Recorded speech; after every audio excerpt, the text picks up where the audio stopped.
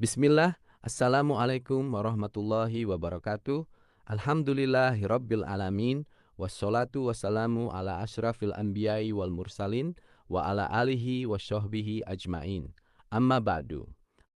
Kandungan dan ayat-ayat awal surat Al-Baqarah disusun ulang dan ditahqiq sesuai pemahaman Ahlus Sunnah wal Jamaah berdasarkan Al-Quran dan hadis-hadis syahih. Pendahuluan. Surat Al-Baqarah adalah surat kedua dalam susunan Al-Quran setelah surat Al-Fatihah. Surat ini tergolong surat Madaniyah, terdiri dari 286 ayat dan merupakan salah satu surat terpanjang dalam Al-Quran. Nama Al-Baqarah berarti sapi betina, diambil dari kisah yang diceritakan di dalamnya, yaitu ketika Bani Israel diperintahkan oleh Allah untuk menyembelih seekor sapi betina sebagai tanda ketaatan. Kisah ini tercantum dalam firman Allah, Qala innahu yaqul innaha baqaratun la faridun la bikrun awan baina dhalik, faf'alu ma tu'marun. Secara keseluruhan, surat Al-Baqarah adalah surat yang sangat agung dan memiliki keutamaan yang luar biasa. Rasulullah SAW sangat menganjurkan kita untuk membacanya, menghafalnya, memahami maknanya, serta mengamalkan seluruh isinya dalam kehidupan sehari-hari. Keutamaan surat Al-Baqarah. 1. Setan lari dari rumah yang dibacakan surat Al-Baqarah. Rasulullah SAW bersabda, "Janganlah kalian menjadikan rumah-rumah kalian seperti kuburan. Sesungguhnya setan lari dari rumah yang dibacakan di dalamnya surat Al-Baqarah." Hadis ini menunjukkan bahwa membaca surat Al-Baqarah di rumah menjadi sebab perlindungan dan terusirnya gangguan setan dengan izin Allah Subhanahu wa taala. 2. Surat Al-Baqarah akan memberi syafaat pada hari kiamat. Rasulullah SAW bersabda, "Bacalah Al-Quran, karena ia akan datang pada hari kiamat sebagai pemberi syafaat bagi para pembacanya. Bacalah dua surat yang bercahaya, yaitu Al-Baqarah dan Ali Imran, karena keduanya akan datang pada hari kiamat seakan-akan dua awan yang menaungi atau dua kelompok burung yang melindungi pembacanya. Bacalah surat Al-Baqarah, karena mengambilnya adalah keberkahan, meninggalkannya adalah kerugian, dan para tukang sihir tidak mampu menghadapinya." 3. Dua ayat terakhir surat Al-Baqarah mencukupi seseorang. Rasulullah SAW bersabda, "Barang siapa membaca dua ayat terakhir dari surat Al-Baqarah pada malam hari, maka kedua ayat itu akan mencukupinya." Yang dimaksud adalah ayat ke-285 dan 286. Amana Rasul bima unzila ilaihi min rabbih wal mu'minun. Kulun amana billah wa malaikati wa kutubi wa rusuli. La nufarriqu baina ahad min rusuli. Wa qalu sami'na wa ata'na. Ghufranaka rabbana wa ilaikal masir. La yukallifullahu nafsan illa wus'aha. Laha makasabat wa alaiha maktasabat.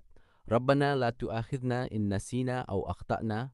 Rabbana wa la tahmil alaina isran kama hamaltahu ala ladhina min qablina.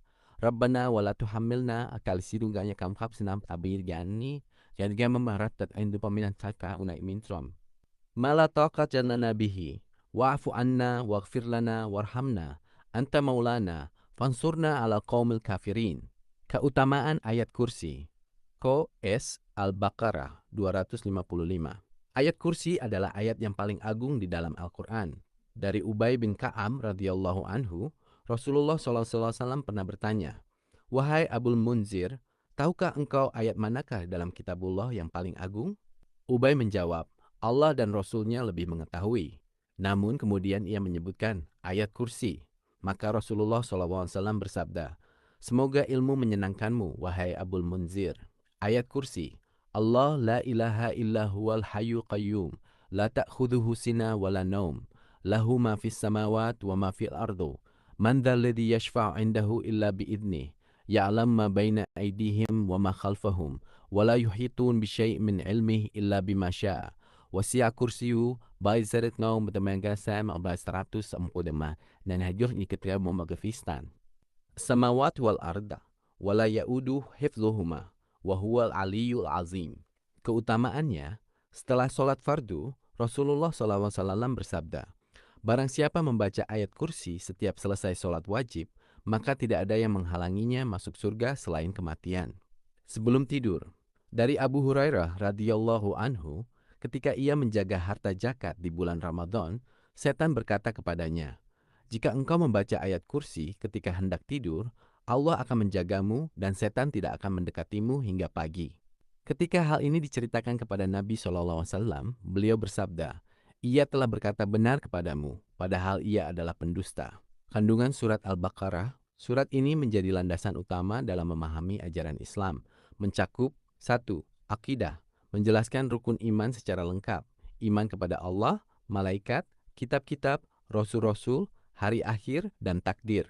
Tercantum dalam QS Al-Baqarah 2-5. QS Al-Baqarah 177, QS Al-Baqarah 285-2. Ibadah, mengatur cara beribadah kepada Allah. Solat, QS Al-Baqarah 43, 110, 238. Zakat, QS Al-Baqarah 43, 110. Puasa Ramadan, QS Al-Baqarah 183-187. Haji dan Umrah, QS Al-Baqarah 196 hingga 203. Zikir dan doa, QS Al-Baqarah 152-186. 3. Muamalah dan hukum, mengatur hubungan antar manusia, jual beli dan larangan riba. QS Al-Baqarah 275-279. Hutang piutang, QS Al-Baqarah 182. Wasiat, QS Al-Baqarah 180. Hukum Qisas, QS Al-Baqarah 178-179. 4. Kisah-kisah umat terdahulu sebagai pelajaran dan peringatan. Kisah Nabi Adam alaihissalam, QS Al-Baqarah 30-39. Kisah Bani Israel, QS Al-Baqarah 40-123. Kisah Nabi Ibrahim alaihissalam, QS Al-Baqarah 124 hingga 141. Kisah Talut dan Jalut, QS Al-Baqarah 246-251. Kehidupan rumah tangga, mengatur hubungan suami istri dan keluarga. Memilih pasangan yang beriman, QS Al-Baqarah 221. Hak dan kewajiban, QS Al-Baqarah 228. Talak dan masa iddah, QS Al-Baqarah 228 hingga 234. Tafsir ringkas ayat 1 hingga 5. Surat Al-Baqarah, ayat Al, Lam, Mim, Min. Ini termasuk huruf-huruf muqatta'ah yang ada di awal beberapa surat Al-Quran. Imam Ibnu Katsir rahimahullah menjelaskan, pendapat yang paling benar adalah kita mengimani apa adanya dan menyerahkan ilmu hakikat maknanya kepada Allah. Ayat 2. Dzalikal kitab la raiba fihi huda lil muttaqin. Kitab ini tidak ada keraguan padanya, petunjuk bagi orang-orang yang bertakwa. Al-Quran adalah wahyu yang terjaga dari kesalahan, menjadi pedoman bagi siapa saja yang ingin mendekatkan diri kepada Allah. Ayat 3. Ladzina yu'minun bil ghaib wa yuqimunas shalah wa mimma razaqnahum yunfikun. Yaitu mereka yang beriman kepada yang gaib, mendirikan sholat, dan menginfakkan sebagian rezeki yang kami berikan kepada mereka. Ini adalah ciri pertama orang bertakwa, percaya pada hal yang tidak terlihat, rajin beribadah, dan berbagi rezeki. Ayat 4. Walladzina yu'minun bima unzila ilaika wa ma unzila min qablik wa bil akhirah hum yuqinun. Dan mereka yang beriman kepada yang diturunkan kepadamu dan yang diturunkan sebelum engkau, serta mereka yakin akan adanya akhirat. Orang beriman meyakini semua kitab Allah dan sangat yakin bahwa kehidupan sesudah mati adalah kenyataan. Ayat 5. Ulaika ala huda min rabbihim wa ulaika humul muflihun.